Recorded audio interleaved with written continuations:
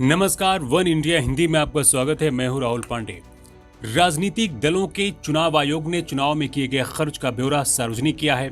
इस ब्यौरे में भाजपा सबसे ज्यादा खर्चीली पार्टी साबित हुई है।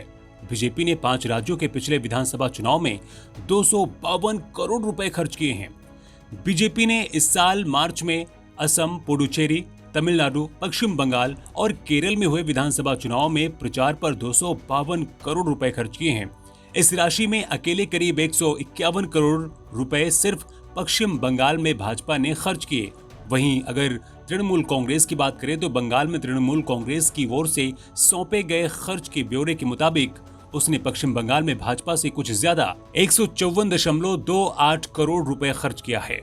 जाहिर तौर पर पश्चिम बंगाल बीजेपी के लिए जंग के मैदान से कम नहीं था। यहाँ बीजेपी ने ममता बनर्जी के नेतृत्व वाली तृणमूल कांग्रेस के खिलाफ अपनी पूरी ताकत झोंक दी थी।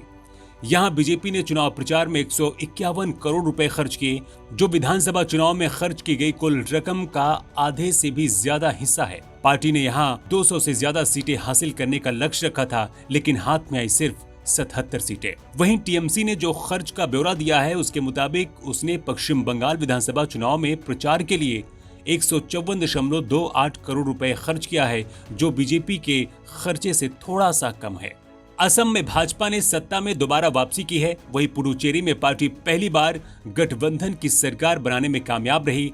यहां कांग्रेस को सत्ता गंवानी पड़ी। तमिलनाडु में भाजपा को सिर्फ 2.6% वोट मिले थे।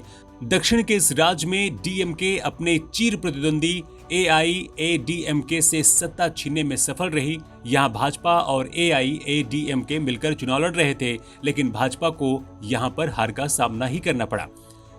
केरल में एक बार फिर से वाम लोकतांत्रिक मोर्चा अपनी सत्ता बचाने में सफल रहा। यहां भी भाजपा को लग रहा था कि इस बार पार्टी अच्छा प्रदर्शन करेगी, लेकिन ऐसा नहीं हुआ। यहां भाजपा को कोई खास सफलता हाथ नहीं लगी। कांग्रेस भी सत्ता में वापसी का सपना पूरा नहीं कर सकी। राजनीतिक दलों ने चुनाव आयोग को चुनाव में किए गए खर्च का जो ब्यौरा सौंपा है उसे पोल पैनल द्वारा सार्वजनिक डोमेन में डाल दिया गया है। इस खबर में इतना ही। ज्यादा अपडेट्स के लिए आप बने रहिए वन इंडिया हिंदी के साथ।